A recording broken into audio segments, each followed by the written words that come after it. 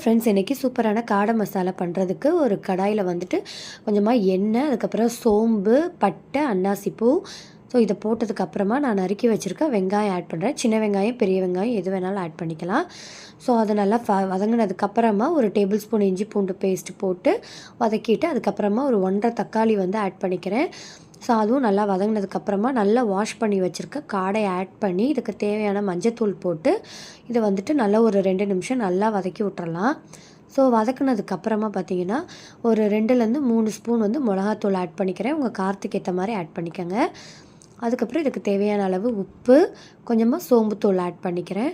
So இது நல்லா எல்லாத்தையும் ஆட் பண்ணிவிட்டு இதுக்கு வந்து கொஞ்சமாக தண்ணி ஊற்றிட்டு ஒரு டம்ளர் வரைக்கும் தண்ணி ஊற்றி ஒரு குக்கரில் போட்டு ஒரு 2-3 விசில் வச்சு எடுத்துக்கலாம். மறுபடியும் அதே கடாயில் ட்ரான்ஸ்ஃபர் பண்ணிவிட்டு இது நல்லா வத்துற வரைக்கும் கொஞ்சம் நேரம் வச்சுருந்துட்டு கொத்தமல்லிலாம் போட்டு இறக்கணும். அப்படின்னா டேஸ்டியான காடை மசாலா ரெடி. நீங்களும் ட்ரை பண்ணி